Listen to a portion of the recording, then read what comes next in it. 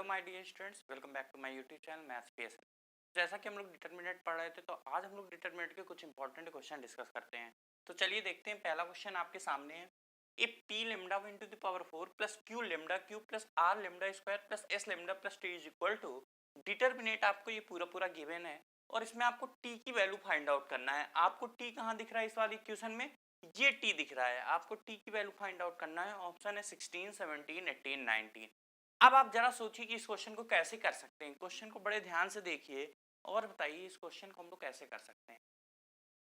Option दिए, तो चलिए स्टार्ट करते हैं। जैसा कि आप इसमें देख रहे हैं कि यहाँ पर सब में लेमडा है, इसमें लेमडा नहीं है। हम लोग को टी की वैल्यू फाइंड आउट करनी है। तो टी हमें तभी मिलेगा जब यहाँ पर हम लोग लेमडा को जीरो कर देंगे। यदि हम लोग ने लेमडा जीरो कर दिया तो ये पूरा पार्ट जीरो हो जाएगा और T is equal to something आ जाएगा। तो हम लोग को इस क्वेश्चन में क्या करना चाहिए? हम लोग को सीधे से लेट करना चाहिए, let lambda is equal to zero. या हम लोग कह दें कि put lambda is equal to zero. Lambda को बस किसी तरीके से आप जीरो पुट कर दीजिए तो टी इज इक्वल टू आ जाएगा। जो डिटरमिनेंट होगा वो हम लोग लिखेंगे। यानी कि क्या हो गया? टी इज इक्वल टू, बताइए टी कितना हो गया? लेमडा जीरो है तो इधर भी जीरो लिखेंगे तो ये जीरो हो गया, -1 हो गया, 3 हो गया। जीरो लिखेंगे तो ये 1 हो जाएगा, उधर 2 हो जाएगा, उधर -4 हो जाएगा।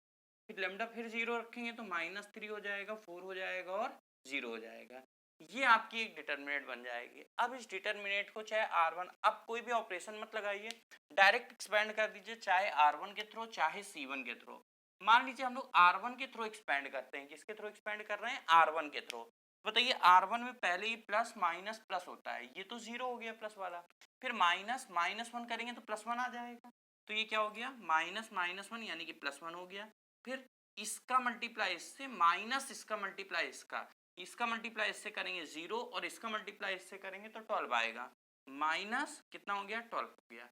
ये क्या होगा? प्लस में होगा। कितना होगा? 3 होगा। आगे इसका मल्टीप्लाई इससे माइनस इसका मल्टीप्लाई इससे, क्योंकि ये वाली रो और ये वाली कॉलम हट जाएगी। क्या बचेगा? 1 इंटू 4 में 4। इसी प्रकार माइनस सिक्स करेंगे तो यहाँ पर प्लस हो जाए। देख लीजिए 4 माइनस -6 तो कितना हो गया? +6। ये -12 हो गया और ये आपका 3 इंटू 10, ये कितना है? 10, यानी कि 30 इज इक्वल टू कितना हो गया? 18। बस यही आपका आंसर आ जाएगा। तो आंसर आपका कितना हो गया? ये आपका आंसर हो गया 18। क्लियर? बढ़िया क्वेश्चन था। तो आपको इस तरह सोचना है, बाकी कुछ नहीं। अब आप बहुत ज़्यादा आप कैलकुलेशन के बारे में सोचेंगे कि पहले हम लोग इसे सॉल्व करने की कोशिश करें। अगर आपने इसे सॉल्व किया और इससे फिर कंपेयर किया, उससे भी आ जाएगा। अगर आप पूरा इस डिटरमिनेंट को सॉल्व करेंगे और इससे कंपेयर करेंगे, इसको सॉल्व करने की something lambda into the power 4 आएगा, प्लस 3 लेमडा क्यूब या 4 लेमडा क्यूब, इस तरह से कुछ ना कुछ आएगा, कुछ भी आ सकता है। तो वो क्यू की वैल्यू आ जाएगी। फिर इसी प्रकार तो पूरा सॉल्व करके अगर हम टी की वैल्यू आप कैलकुलेट करेंगे तो बहुत ज़्यादा टाइम लग जाएगा। पर एंट्रेंस एग्जाम में बिल्कुल भी ऐसा नहीं करते हैं। आपको सीधे से क्या करना था? लेमडा को 0 पुट करना था, टी इक्वल टू समथिंग आ गया, बस इस तरह। तो इस टाइप के क्वेश्चन आते रहते हैं, तो ध्यान रखिएगा कि हम लोग इस तरह में क्या पुट करें, क्या लेट करें, इस तरह से आप क्वेश्चन बड़ी आसानी से सॉल्व करें। चलिए चलते हैं, सेकंड क्वेश्चन देखते हैं। ये आपका पहला क्वेश्चन हो गया। पहले क्वेश्चन में आपने देखा, जैसा कि पिछले लेक्चर में हम लोग डिटरमिनेंट सॉल्व करना देख रहे थे इस तरह से। आज हम लोग कुछ इस तरह की चीजें सीखेंगे कि जिसमें कुछ पुट कर दें जिससे क्वेश्चन आसानी सॉल्व हो जाए। चलिए सेकंड क्वेश्चन देखते हैं क्या है। सेकंड क्वेश्चन में कह रहा है the determinant A B, A alpha plus B, इसी प्रकार B C, B alpha plus C, इसी प्रकार A alpha plus B, B alpha plus C 0 is equal to 0 given है।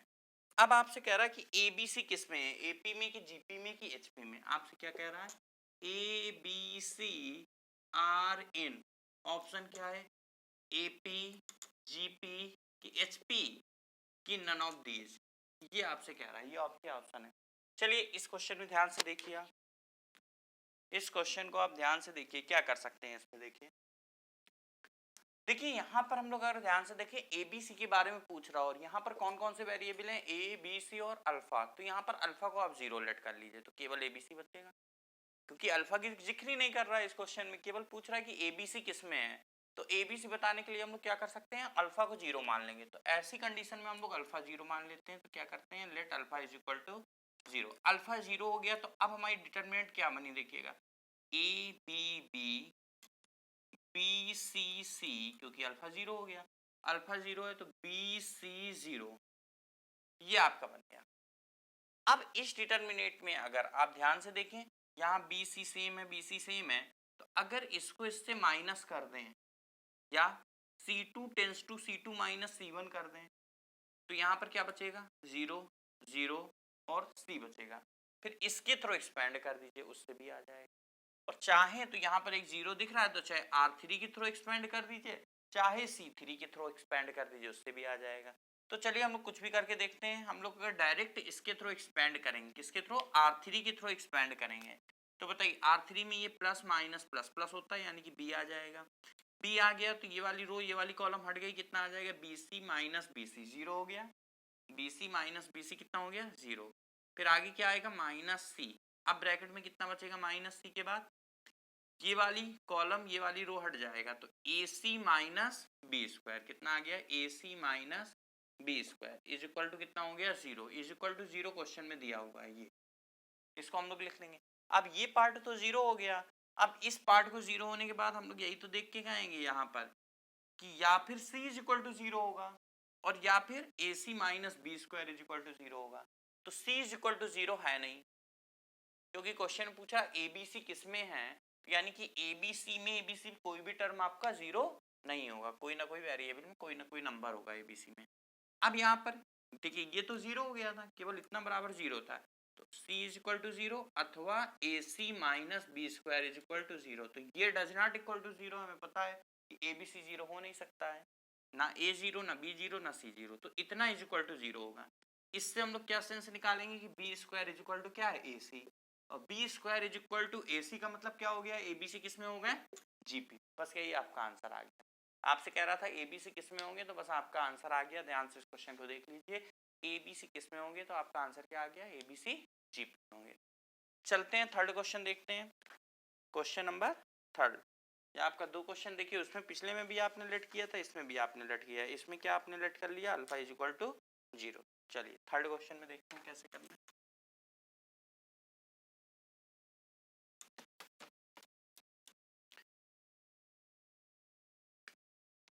क्वेश्चन नंबर थर्ड में कह रहा है if minus A square A B minus B square B C, A C B C minus C square, K A square B square C square, then K is equal to question mark. अब यहाँ पर के की value पूछ रहा, option बता दें आपको, ऑप्शन क्या क्या है।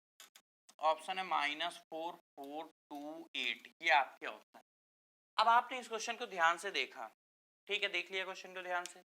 अब आपको समझ में आ रहा है कि अगर हम इस डिटरमिनेंट को सॉल्व करेंगे तो कुछ इस तरह का आंसर आने वाला है। क्या आएगा, या फिर आएगा -4 a square B square C square, तो -4 आंसर आ जाएगा। कंपेयर करेंगे तो k -4। इस डिटरमिनेंट को सॉल्व करने पे हो सकता है 4a square B square C square, तो आंसर 4 आ जाएगा। अगर 2a square B square C square आया तो 2 हो जाएगा, 8a स्क्वायर बी स्क्वायर है तो 8 हो जाएगा। ये ऑप्शन से हम बोल रहे हैं तो 8 हो जाएगा। इस प्रकार से हम लोग कह सकते हैं। बट अब इसका एक आसान तरीका क्या है, किसी ट्रिक से करते हैं, कुछ ऐसा करते हैं कि जिससे जल्दी आंसर आ जाए, क्योंकि इसे सॉल्व करना थोड़ा मुश्किल दिख रहा है। ठीक है, फिर a कॉमन लेंगे, वही करेंगे, फिर यहाँ से a कॉमन लेना पड़ेगा, फिर b कॉमन लेना पड़ेगा, इस तरह से करेंगे। इधर से a, इधर से b, इधर से c, इस तरह से लेंगे, फिर इनमें भी कॉमन लेना पड़ेगा, इस तरह से a square B square C square common आएगा, जो बचेगा उससे। तो सबसे बढ़िया तरीका है, इसमें हम लोग क्या करते हैं कि लेट ABC 1 कर लें, कॉमन लेके भी कर सकते थे, लेकिन वो एक 2 लाइन जो एक्स्ट्रा लिख रहे हैं, 2 लाइन एक्स्ट्रा लिखने की जरूरत नहीं, क्योंकि 2 बार डिटरमिनेंट लिखने में भी अपने आप में काफी टाइम लग जाता है। तो हम लोग सीधे से एक काम करते हैं कि लेट ABC तीनों को हम लोग 1 ले लेते हैं। तीनों को क्या लेट कर लिया, 1, A को भी, B को भी, C को भी। अब क्या बचा, -1 1 1 1 -1 1 1 1 -1, इस प्रकार से इज इक्वल टू कितना है, k, क्योंकि ABC 1 हो गया तो RHS में भी तो ABC 1 रखेंगे, तो कितना हो गया, केवल आपका k बचेगा। अब हम लोग को क्या करना है कि इसमें कुछ ऑपरेशन लगाओ जिससे डायरेक्ट k आ जाए, यानी कि जल्दी k आ जाए। तो हम लोग एक ऑपरेशन लगाते हैं कि R1 tense to R1 plus R2, तो यहाँ 0 बन जाएगा और यहाँ पर 2 आ जाएगा। फिर R1 के थ्रू एक्सपेंड कर देंगे। क्या ऑपरेशन बोला हमने, ऑपरेशन आप ये लगाइएगा कि R1 tense to R1 plus R2, यानी कि इस वाली रो में इस वाली रो को ऐड, तो ये 0 हो जाएगा। यहाँ पर इन दोनों को ऐड करेंगे तो यहाँ 0 आ गया, इन दोनों को ऐड करेंगे 2 आ जाएगा। R1 चेंज करेंगे और R2 और R3 को चेंज नहीं करना है, केवल R1 को चेंज करना है। तो चलिए लिखते हैं कुछ, क्या लिखना है हम लोग को ये लिखना है, इन दोनों को ऐड किया 0, इन दोनों को ऐड किया 0, इसको ऐड किया 2, और बाकी सेम है 1 माइनस 1 और 1, 1 1 माइनस 1, इतना इज इक्वल टू कितना है के। अब हमें के फाइंड आउट करना है।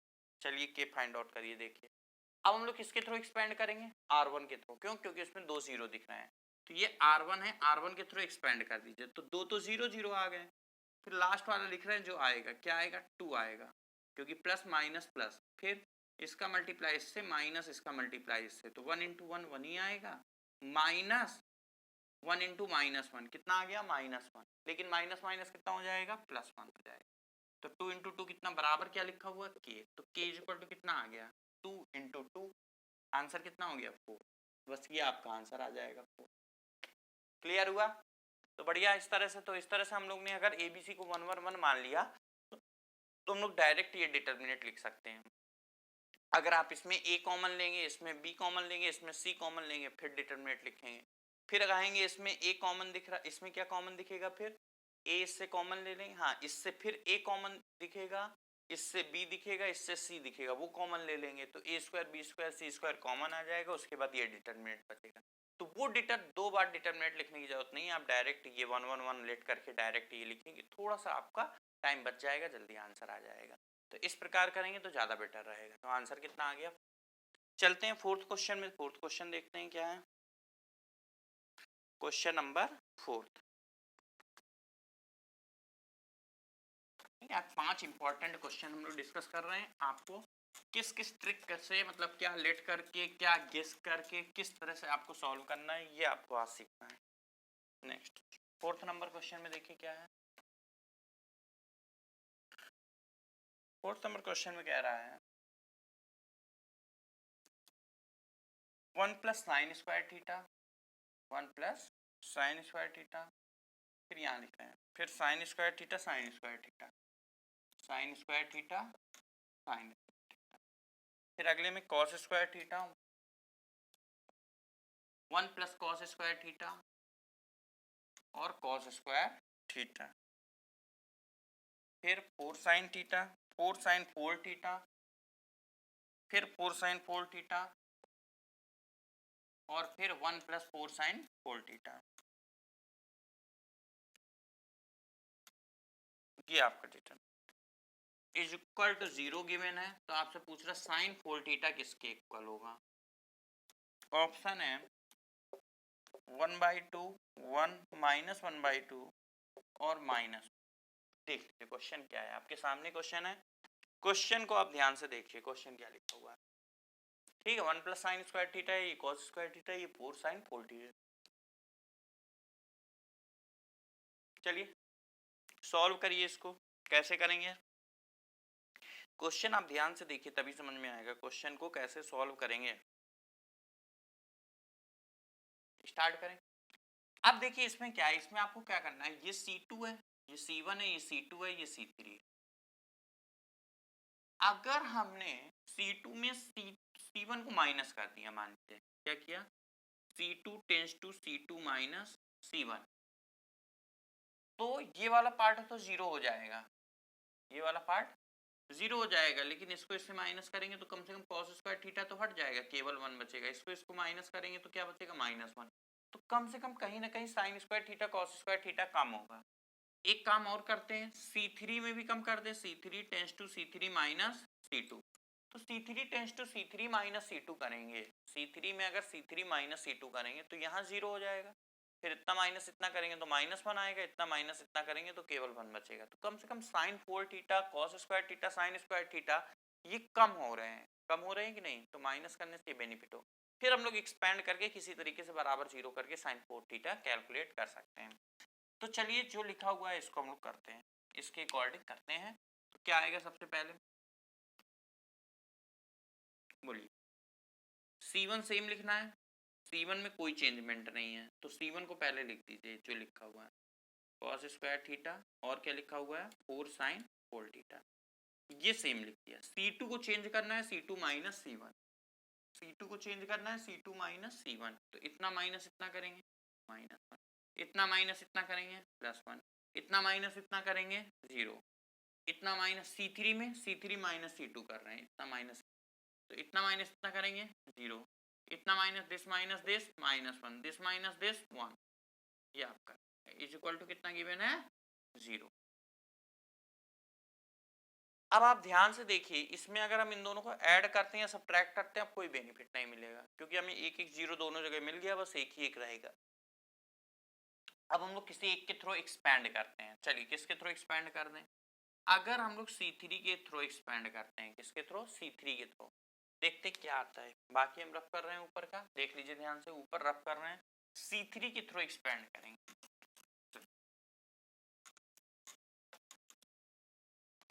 C3 के थ्रू एक्सपैंड करने जा रहे हैं। चलिए कितना है प्लस माइनस प्लस, तो ये वाला प्लस होगा, फिर माइनस, फिर प्लस, तो ये प्लस होगा, ये तो जीरो है, लिखने की जरूरत नहीं है। ये माइनस होगा, लेकिन माइनस माइनस क्या हो जाएगा +1 हो जाएगा, प्लस माइनस प्लस, लेकिन माइनस माइनस क्या हो गया +1 हो गया ये। अब ये वाली रो ये वाली कॉलम हटा दिया, अब इसका मल्टीप्लाई इससे तो 0, इसका मल्टीप्लाई इससे तो माइनस में, तो 0 माइनस -4 sin 4 थीटा आएगा, लेकिन माइनस पहले से तो माइनस माइनस प्लस हो जाएगा, 4 sin 4 थीटा आया। चलिए आगे क्या लिखा है +1, फिर ये वाली रो और ये वाली कॉलम हट गई, तो कितना बचा, इसका मल्टीप्लाई इससे माइनस इसका मल्टीप्लाई इससे, तो इसका मल्टीप्लाई इससे करेंगे तो 1 + sin square theta, 1 + sin square theta, minus इसका मल्टीप्लाई इससे, तो माइनस माइनस फिर प्लस हो जाएगा, क्योंकि ये क्या है माइनस cos स्क्वायर थीटा, तो अगर हम minus minus cos square theta करेंगे तो प्लस cos स्क्वायर थीटा आ जाए। देख लीजिए ध्यान से, समझ में आया, आगे बढ़े। अब ये sign square theta plus cos square theta, अच्छा बराबर 0 है, ये लिखना मत भूलिएगा, बिल्कुल भी बराबर 0। अब sign square theta plus cos square theta सभी को पता है 1 होता है, 1 होता है, तो ये 1 + 1 2 हो जाएगा, तो इधर तो 2 आ गया, इधर क्या है देख 4 sin 4 थीटा प्लस कितना हो गया ये टोटल 2 इज इक्वल टू 0, 2 से डिवाइड कर दीजिए, पहले उधर ले जाइए 2 को, तो 4 sin 4 theta is equal to -2, 2 से कैंसिल कर दीजिए, तो sin 4 थीटा कितना हो गया -1/2, -1 बचेगा, यहाँ 2 बचेगा, 2 नीचे आ जाएगा, तो -1/2, यही आपसे पूछ रहा था sin 4 थीटा कितना होगा, तो आंसर क्या आ गया -1/2।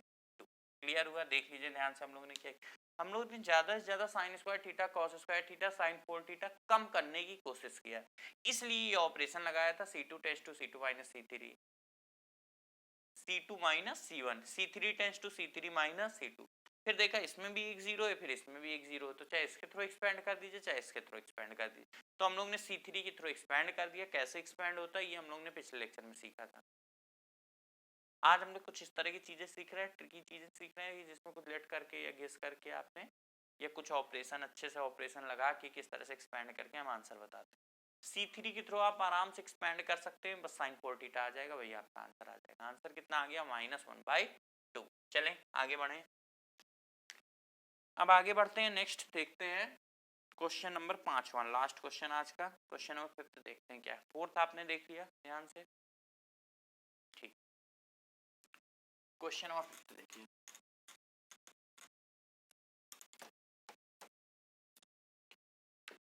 क्वेश्चन नंबर 5 में कह रहा है if f of x is equal to x minus 3 x minus 5 1 2x square minus 18 2x square minus 50 2